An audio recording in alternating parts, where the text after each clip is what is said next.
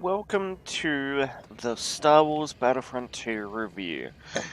Critique, ramble, complaints, I don't know what to do with. I'm going to say review, critique, and I am going to be complaining. So, for an Australian, this was a $90 game. If you're in America, it's a $60 game. So, first we're going to start off with a review of the single player. It is extremely short. People estimate that the cutscenes itself is about 2 hours long, and I completed the entire single player in 4 hours. So that means there's 2 hours of gameplay. It feels that I feel that they cut the single player in half with the way it ended. It seems like it was cut in half because of The Last Jedi.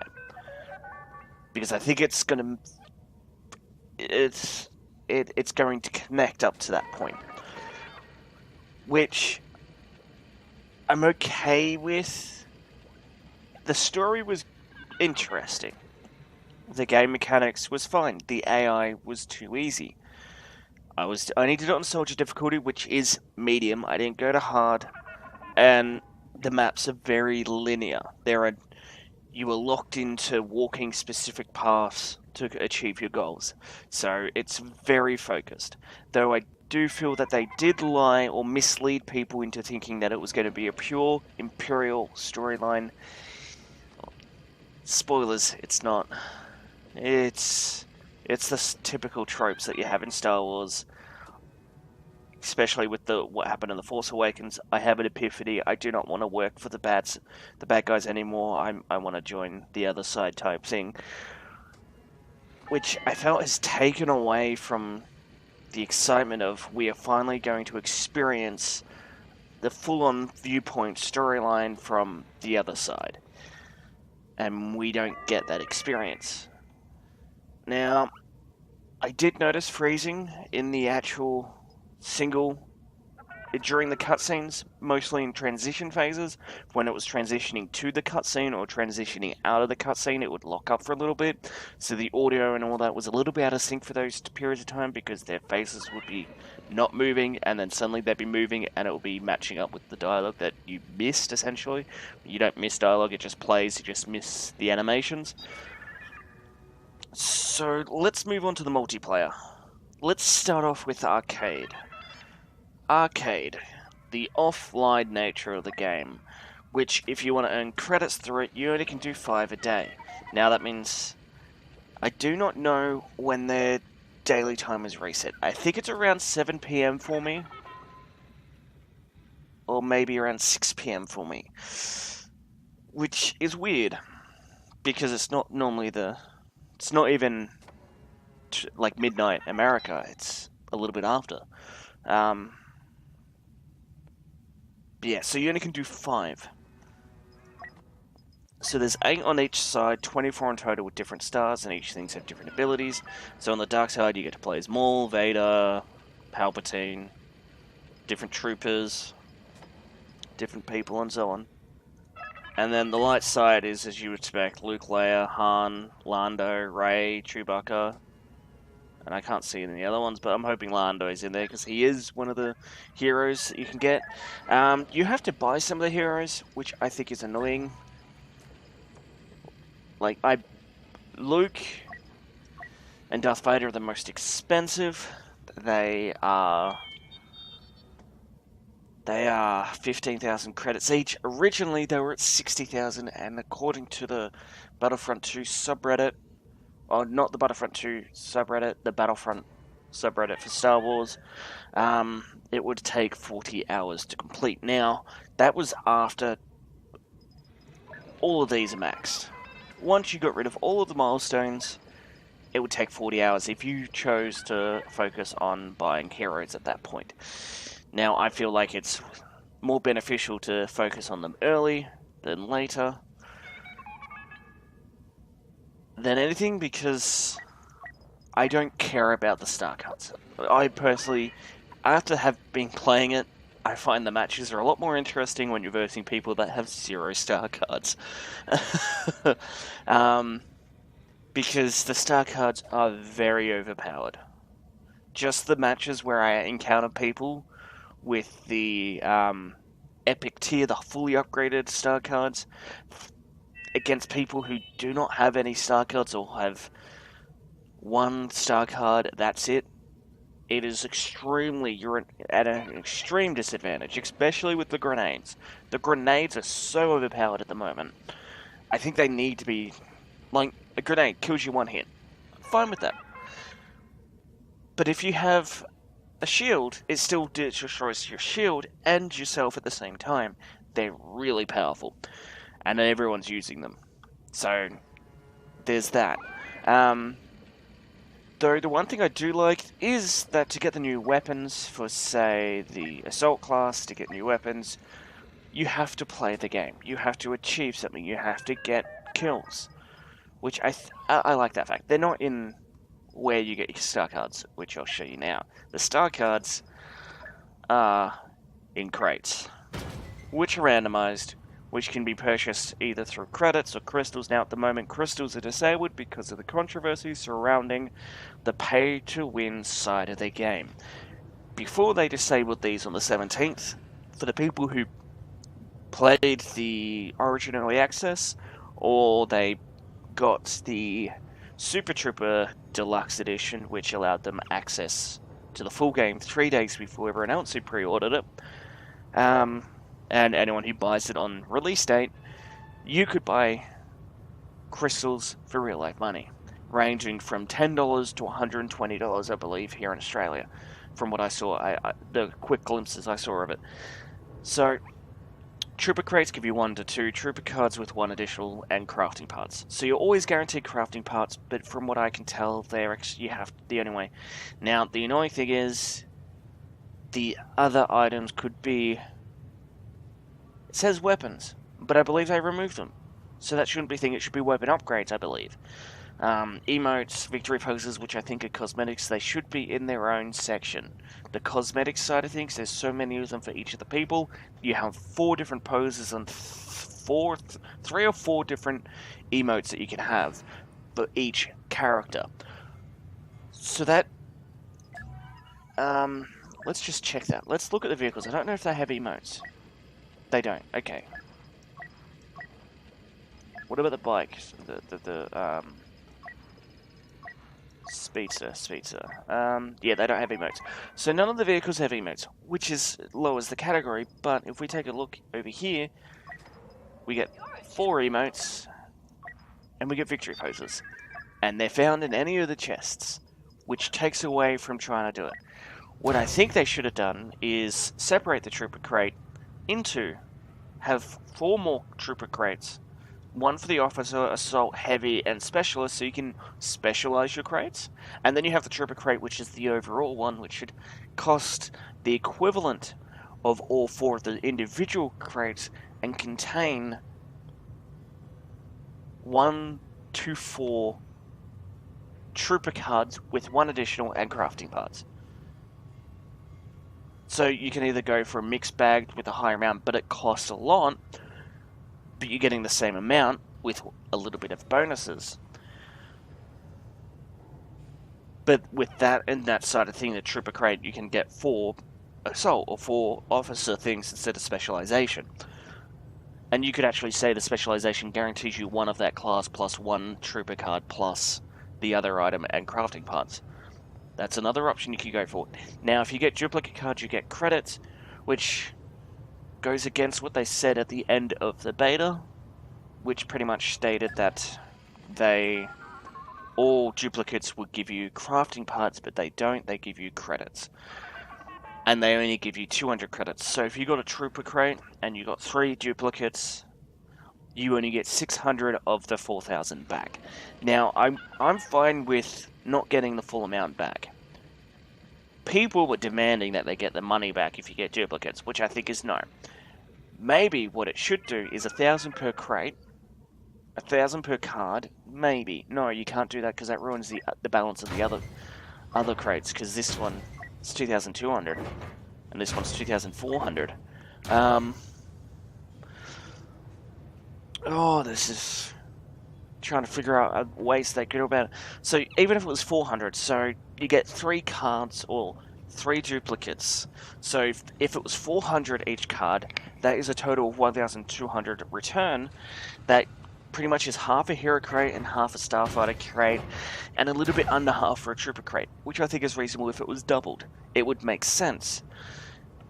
Unless they do completely get rid of the microtransaction side of things for the loot crates, and it gets turned into crafting materials, then I think that's fine. You get 100 crafting materials, or you get 50 crafting materials for every duplicate, or you have it based on the rarity of the card. So if it's common, you get 20. If you get, it goes from 20 to 100 because there's only 4. So 20 for common, then uncommon is 40, rare is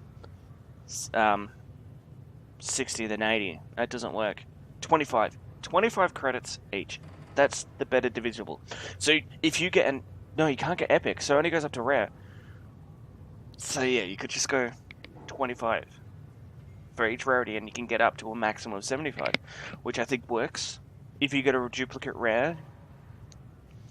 But this is the biggest issue people have with the game at this moment, minus all the bugs and all that, which I'll get into after this, which I personally have not experienced. I'm going on third-party accounts and what I've experienced with my friend playing on multiplayer. The grinding for credits to earn it, I think, is slow.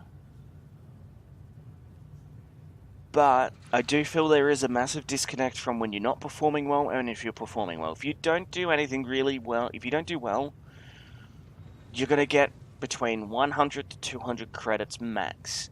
But if you do something in the game, objectives, kills, whatever, it slowly increases up. Because I've done really well in matches, and I've gotten nearly 400 credits from a match, which I think is still low. But with the way the Trooper Crate's pricing is, if I do extremely well and I'm getting 400, it only takes 10 matches to get a crate. And now each match is around 20 minutes long. While the lower side of things, not performing so well, joining matches in the middle of the game, doing the same maps over and over, not finding sessions, which we struggled to get. We did not know how to change our region. If you can do that. I figured it out for us. I was connecting to Singapore, another friend was connecting to Australia. Australia wasn't showing up in my list whatsoever, and my friends were showing up in Australia. Now, no one in Australia was playing at the times we were playing on a Sunday and Saturday time, which is annoying. We couldn't find matches. We couldn't find Galactic Assault. We could find Starfighter because that works out fine because there's AI in there. We did a Blast. We did some Heroes versus Villains. We haven't done one of the other ones, but it just feels that there's no one playing. And I'm not sure if it's because of the boycott or not. But the moment I switched over to the one of the American ping sites, we started getting matches.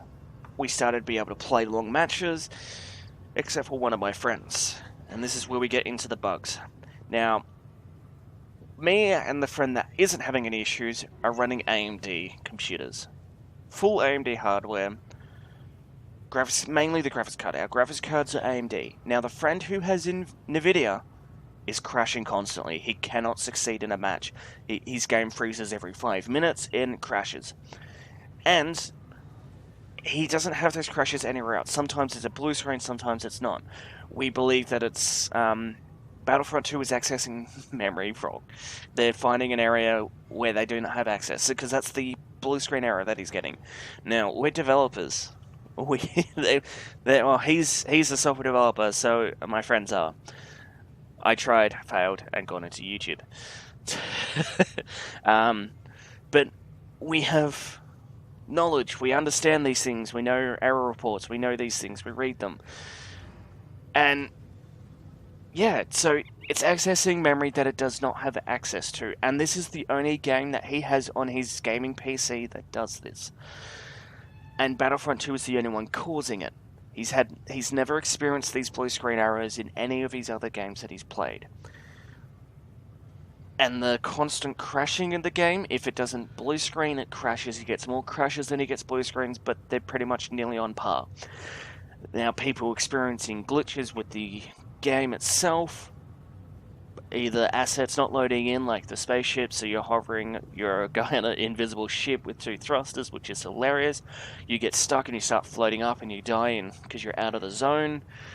A lot of people are saying that this game is extremely buggy. I personally have not encountered it. I have not found any issues. But I might attribute that to older hardware that is coming up to 3 or 4 years old now, and it's AMD. Maybe AMD is the system that you need. People have been saying that the